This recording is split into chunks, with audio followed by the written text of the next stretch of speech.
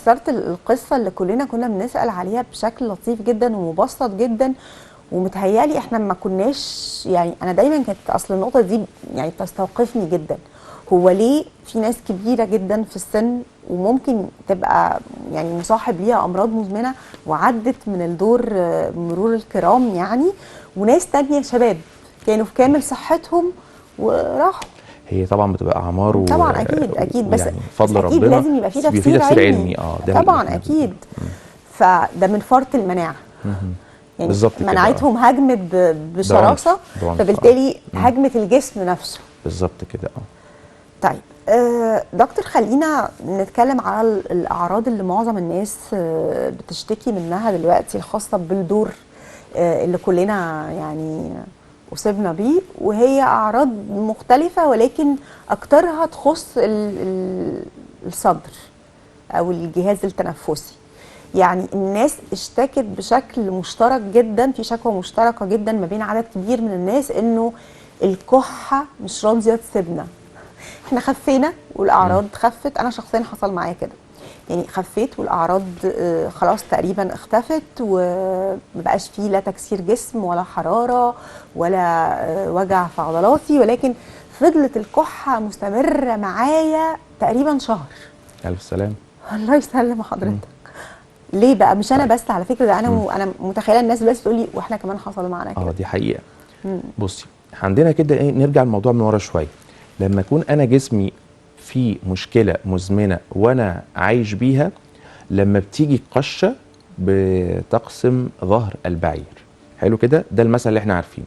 كتير مننا عنده مشاكل في جيوبه الانفيه وعايش بيها. كتير مننا عنده مدخن وصدره في التهاب مزمن في الشعب الهوائيه او ما يسمى سده رئويه، والنار شغاله تحت الرماد، ده اذا ما كانتش طالعه فوق الرماد وشغاله. كتير مننا عنده الحمو والحموضه عامله له ما يسمى ارتجاع في المريء وبيكح بسببها. الثلاثه دول بيتم استفزازهم عن طريق دور البرد او الانفلونزا او الكورونا او زي ما نسميه. اوكي. فلما بيجي يخرج من المعركه ديت، بيخرج ياخد وقت على ما يرجع للوضع الوحش اللي هو كان متعود عليه. فيفضل جيبه الانفيه مضايقاه وتسقط مخاط في الحلق، الحته اللي بنقول منها حرف الخاء. تمام. دي تلاقي فيه مخاط بيقع منها. ده يستفز ويحس انه عاوز يكح، فدي واحده تخليه يكح. تاني حاجه، الشعب الهوائيه بتاعت المدخن او اللي عنده حساسيه ومش ملتزم بالعلاج، او الحساسيه عنده شديده وربنا يعافيه رغم انه ملتزم بالعلاج، فبتبقى الشعب الهوائيه متهيجه خلاص. وفي بعض الناس ما بتبقاش عندها حساسيه بالمعنى الصريح، ولكن الشعب الهوائيه بتبقى يعني ما بتنساش بسهوله كده، ما بتنساش بسهوله وبتفضل متهيجه شويه بعد دور البرد. واخيرا الناس اللي عندها مشاكل في المعده وارتجاع في المريء، الناس اللي هي الواقع اللي احنا بنعيش فيه من اول الاسترس، كلنا بيشتغل اكتر من شغلانه وعنده التزامات وعنده في الشغل كتير ما يسمى تارجت ومشاكل خلاص ومشاكل، فتلاقيه دايما اندر ستريس وبيشرب قهوه ونسكافيه عشان هو ظان ان ديت حاجه من الحاجات اللي بتفوق او تصحي، ولكنها هي اللي اساسا بتنيمه، فبتخليه ما يصحاش الا بيها. فيبتدي هو ياخدها بتوكسيك دوز، فيبتدي يبقى حاسس ان ضربات قلبه زياده وعنده حمو وحموضه وارتجاع في المريء وكحه مزمنه. يجي بقى الفيروس اللي بنقول ان هو زي البرد او انفلونزا او كورونا، بيهاجم شويه الجهاز الهضمي اللي هو متضايق ويعمل شويه مغص، شويه التهاب في المعده، شويه اسهال. فلما نيجي نخرج من الكلام ده بناخد وقت علشان نتعافى، خصوصا بقى لو احنا بقى ليمون، ينسون، نعناع، تليو، كل دول بيزعلوا المعده. بس كده. معقوله يا دكتور؟ هم حلوين للصدر بس بيزعلوا المعده. هم حلوين لايه؟ للصدر بس بيزعلوا المعده. اليانسون بيزعل المعده؟ هقول لحضرتك وجهه النظر. احنا دلوقتي لما بدي دواء من الاعشاب اللي هو بتلاقي ورق اللبلاب او ورق الجوافه او كده، ليه بدي للكحه؟ الناس بقت تجيب لي ورق جوافه كتير قوي، يقولوا لي اغليه بس واشربيه هتبقي زي الفل. طيب ليه هم بيدوا للكحه؟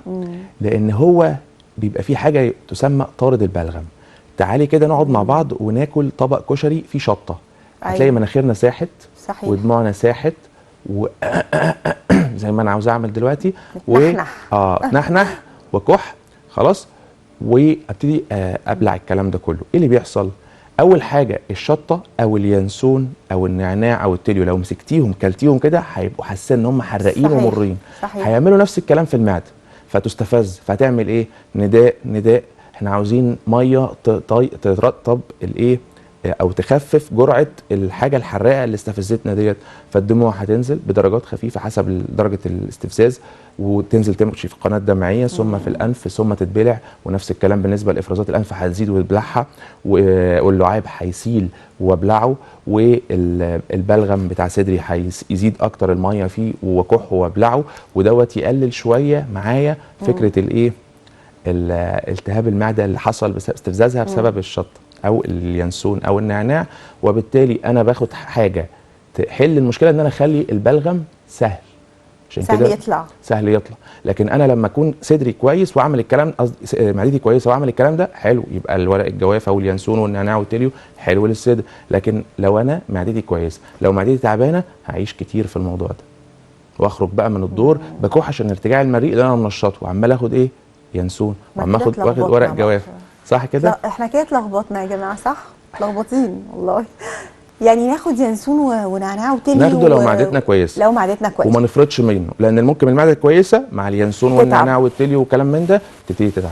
خبر، انا اول مره ده انا فاكره ان اليانسون ده حاجه جميله جدا، هو حلو، اشرب ينسون هو حلو.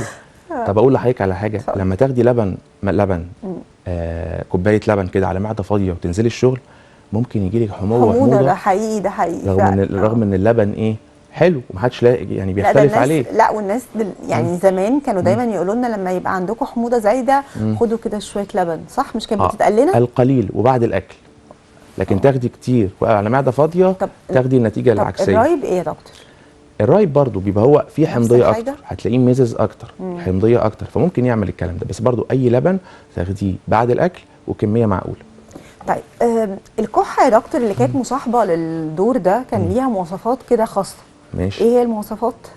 الكحه ديت شرقه. يعني انا فاكره حتى ان انا لما كنت باجي واتكلم في الحلقه بشرق، يعني كاني شرقاء، في حاجه بتشرق. تمام. شرقانه ديت تمشي. الشرقه دي بتبقى غالبا البخاط اللي نازل من سقف الحنك وهو بيقع في زوري، فانا ايه ده؟ أيوة. او عصاره المعده اللي طلعت وخدت الرحله بتاعتها، خدت المريء كله، المعده من تحت اهو تطلع لغايه ما تنزل لي في عند الحنجره والاحبال الصوتيه، ايه ده؟ واروح كحاحه. طيب انا كده فهمت ان دور البرد اللي جالنا كلنا ده فضح حاجات كتير قوي، او كشف مشاكل كتير قوي عندنا. يعني اللي عنده التهابات في المعده يتكشف، اتكشف. اللي عنده جيوب انفيه اتكشف.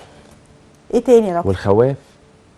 الخواف يعني كورونا من ضمن الحاجات اللي خلت الناس صح تبص كده اهو. شايف انا عملت ايه قدام يعني الكاميرا؟ بصي يعني إيه؟ عقله مركز مع صدره، عامل كده اهو. فلو انا اتكلمت مع حضرتك دلوقتي حاسه بالشوز اللي حضرتك لابساه قبل ما اقول لك غير بعد ما قلت لك.